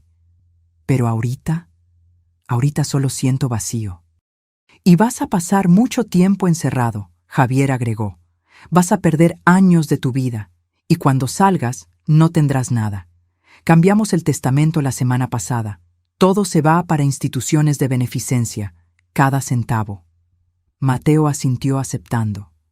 Me lo merezco. Me merezco eso y peor. Sí, te lo mereces. Silencio de nuevo. Luego Mateo. ¿Puedo pedirles una cosa? ¿Una única cosa? ¿Qué? No me odien, por favor. Tengan coraje, estén decepcionados, córtenme de su vida por completo si lo necesitan. Pero no me odien, porque yo realmente los amo. Sé que mi amor es defectuoso, egoísta, enfermo tal vez.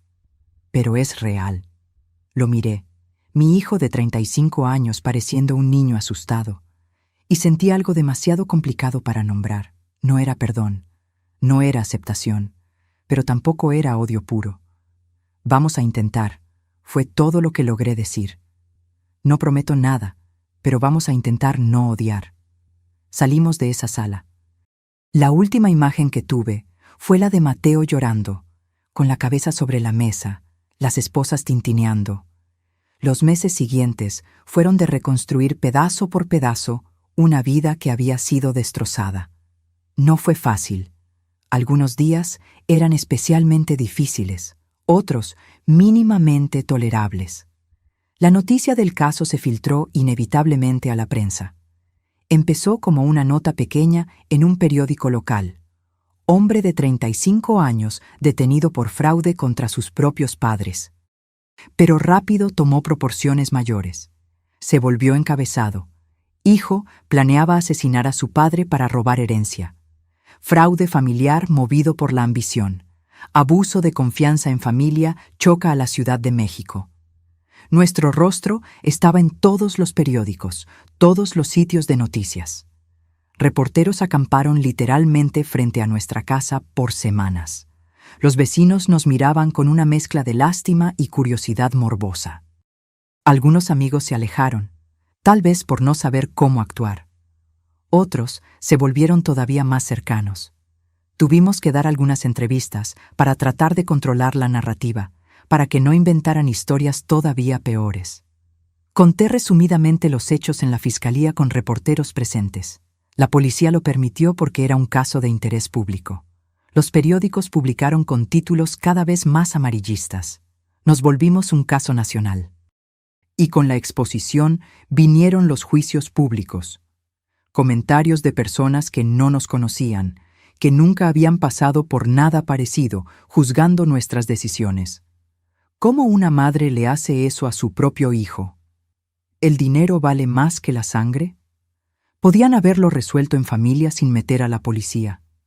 Esa madre es muy fría, no tiene corazón. Cada comentario dolía. Pero en el fondo sabía que habíamos hecho lo correcto. La alternativa era ser completamente destruidos. El juicio se programó finalmente para 8 meses después del arresto. En ese tiempo, Mateo se quedó en prisión preventiva, sin derecho a fianza, considerando la gravedad y las evidencias abundantes. Bianca cumplió el trato. Testificó totalmente contra Mateo. Le dieron una sentencia de 3 años y medio, con beneficios de libertad bajo fianza por su cooperación. Ya fue trasladada a un centro de reinserción femenina, donde cumpliría parte de la pena. Durante los meses de espera, mi vida cambió radicalmente. Dejé de trabajar definitivamente. Ya no lograba la concentración necesaria. Javier también pidió una incapacidad por estrés. Vendimos uno de los 3 departamentos que teníamos. Necesitábamos dinero para los abogados y también para empezar de nuevo de alguna forma. Usamos parte del valor para hacer una donación grande a un instituto que ayudaba a víctimas de fraude familiar, transformando nuestro dolor en ayuda para otros. Tomé terapia intensiva, 3 veces por semana, tratando de procesar, tratando de entender, tratando de seguir adelante de alguna forma. La terapeuta me ayudó inmensamente a separar lo que era mi culpa real de lo que era solo dolor. Usted no crió a un monstruo, repetía. Usted crió a un hijo de la mejor forma que supo. Él tomó decisiones propias, decisiones de adulto. Usted no es responsable de eso. Pero algunas noches, las peores noches, todavía despertaba cuestionando cada decisión que tomamos como padres. Mateo escribió cartas, muchas cartas. Empezó 3 meses después del arresto. Llegaban con regularidad, 1 o 2 por semana. En las primeras, solo pedía perdón repetidamente. Luego empezó a escribir sobre la vida en el reclusorio, sobre la terapia que estaba tomando allá, sobre los libros que estaba leyendo, sobre cómo estaba tratando de entender su propia mente, sus propios defectos. Las leí todas. No contesté ninguna. Javier se negó a leer una sola. ¿Cuándo vas a dejar de leer esas cartas?, preguntó una vez, sin coraje. solo cansancio. No sé, tal vez nunca, tal vez siempre. Sigue siendo mi hijo, aunque sea un monstruo. El juicio pasó finalmente un martes caluroso de noviembre. El juzgado estaba absolutamente lleno de gente. La prensa ocupaba la mitad de las sillas, curiosos la otra mitad. Nuestro caso había ganado tanta atención que se volvió casi un espectáculo público, lo que me incomodaba, pero era inevitable. Mateo entró vistiendo un traje que le mandamos porque, a pesar de todo, no queríamos que se viera descuidado. Estaba mucho más flaco, el cabello cortado muy corto, una postura diferente, más humilde, más rota. Cuando nuestros ojos se cruzaron a través de la sala, bajó la cabeza de inmediato. No podía sostenerme la mirada. El fiscal, el LIC. Enrique Santos fue absolutamente directo y eficiente. Presentó cada evidencia de forma metódica. Audios terribles donde Mateo explicaba los planes, mensajes detallados, estados de cuenta bancarios, el poder fraudulento, el testimonio devastador de Bianca describiendo cada paso. Armó un caso completamente irrefutable durante 2 días enteros de presentación. La defensa intentó argumentar varios puntos: arrepentimiento sincero, manipulación psicológica, trastornos mentales no diagnosticados. Pero contra la montaña de pruebas concretas, los argumentos sonaban vacíos. Me llamaron a testificar el tercer día. Me senté en esa silla, puse la mano sobre la Constitución y conté toda nuestra historia. El descubrimiento horrible, el miedo, la traición, el dolor inenarrable de descubrir que tu propio hijo te quería destruir. Cuando el fiscal preguntó qué esperaba del juicio, respiré profundo. Espero justicia, no venganza, solo justicia apropiada para los delitos cometidos. Porque mi hijo necesita entender que las acciones tienen consecuencias, que no puede vivir lastimando a las personas sin pagar un precio. Y tal vez, solo tal vez, el tiempo en prisión le permita reflexionar de verdad, cambiar genuinamente, volverse una mejor persona algún día. El jurado deliberó por casi 10 horas, las horas más largas y angustiantes imaginables. Nos quedamos esperando en el pasillo, Javier y yo, sin hablar mucho, solo existiendo uno al lado del otro. Finalmente, a las 8 de la noche, nos llamaron de regreso. La tensión en la sala era palpable cuando entramos. Mateo estaba visiblemente temblando. El secretario del juzgado se levantó. En el caso de la Fiscalía contra Mateo Silva, en las acusaciones de fraude agravado contra ascendientes, abuso de confianza, uso de documentos falsos y planeación de homicidio, el tribunal considera al acusado culpable de todos los cargos. Mateo cerró los ojos, pero no mostró sorpresa. Sabía que no tenía defensa real. La jueza, la LIC. Carmen Olivares, mujer seria de 58 años con décadas de experiencia, leyó la sentencia una semana después. Mateo Silva, por los delitos de fraude agravado contra sus propios padres por el monto de 120,000 pesos, abuso de confianza continuado, falsificación de documentos y planeación no consumada de homicidio, considerando las agravantes de haber sido contra ascendientes directos y el planeamiento frío y calculado, lo condeno a 14 años de prisión en régimen inicialmente cerrado. 14 años. Mi hijo tendría 49 cuando saliera, la mitad de su vida adulta pasada en la cárcel. Sentí emociones contradictorias imposibles de separar. Alivio porque se había hecho justicia, tristeza porque era mi hijo, rabia por los delitos, dolor por la familia rota permanentemente. Cuando la jueza dio el mazazo finalizando, era oficial e irreversible. Salimos del juzgado entre flashes constantes de cámaras y gritos de reporteros queriendo declaraciones. Esta vez no dijimos nada. Solo nos subimos al coche y nos fuimos a casa. Hoy, mientras escribo esto, ya pasaron 5 años completos desde el juicio. A Mateo todavía le quedan 9 años por delante en prisión. Cumplió 40 años el mes pasado.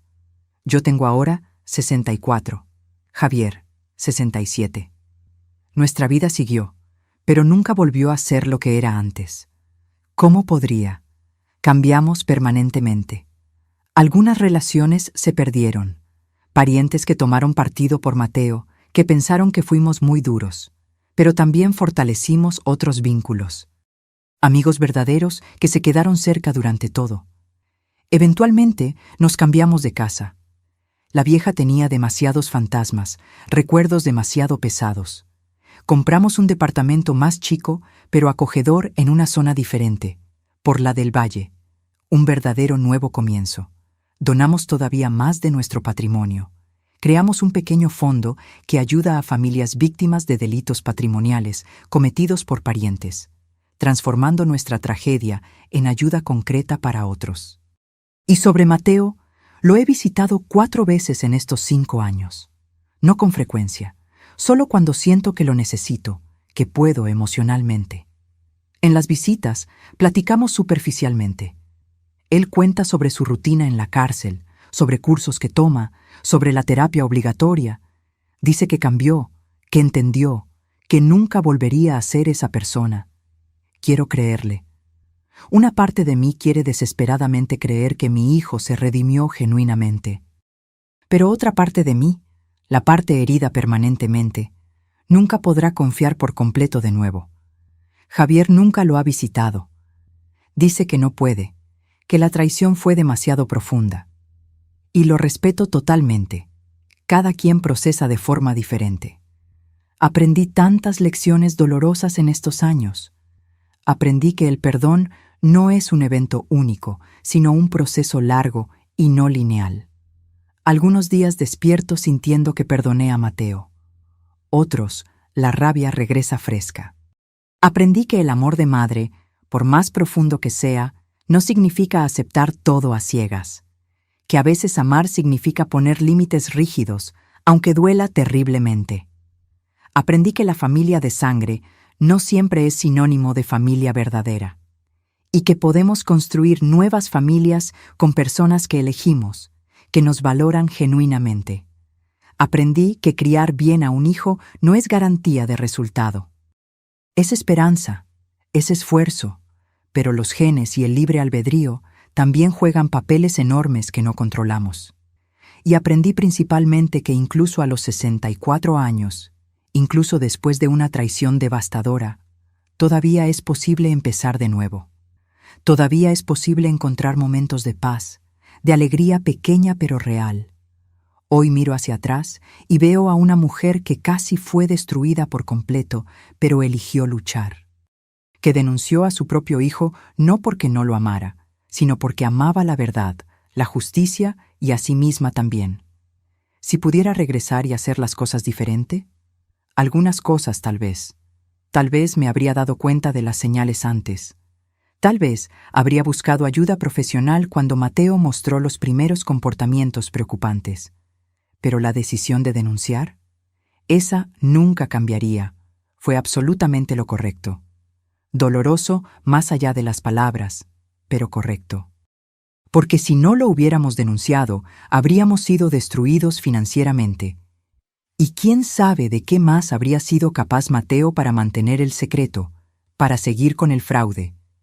A veces recibo mensajes de personas que pasan por situaciones similares, hijos robándoles a sus padres, familias siendo destrozadas por la ambición, y siempre digo lo mismo. Denuncien, busquen ayuda. No protejan a criminales solo porque comparten la sangre. Porque el amor verdadero a veces significa dejar que la persona enfrente las consecuencias de sus propios actos. Es la única forma real de que haya un cambio posible. Mateo sale de prisión en 2034 si cumple la pena completa. Tendrá 49 años. Nosotros tendremos 73 y 76. No sé cómo será nuestra relación entonces. Si es que tendremos alguna relación.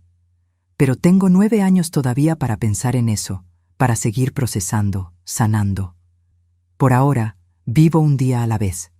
Algunos días son buenos. Otros difíciles. Pero sigo viviendo, sigo existiendo, sigo encontrando razones pequeñas pero reales para sonreír. Y eso, al final, es todo lo que puedo hacer. Sobrevivir. Existir, encontrar paz en los pequeños momentos, construir una vida nueva sobre las ruinas de la vieja, porque a los 64 años aprendí que nunca es tarde para empezar de nuevo. Nunca es tarde para elegirte a ti misma. Nunca es tarde para buscar justicia y dignidad. Mi hijo me quitó muchas cosas. Mi inocencia, mi confianza ciega en la familia, mi paz anterior. Pero no logró quitarme mis ganas de vivir con dignidad. Y esas ganas, esa determinación de no ser destruida, es lo que me mantiene siguiendo adelante. Ahora, si te gustó esta historia, pícale a suscribirte y dime en los comentarios, ¿qué parte te dejó con el ojo cuadrado? ¿Fue cuando descubrí los mensajes? ¿Cuando Mateo confesó el plan de matar a su papá? ¿O cuando finalmente lo agarraron? Ah, y no olvides hacerte miembro para tener acceso a videos exclusivos que no subo aquí. Tu historia puede ser la que sigue. Te espero allá.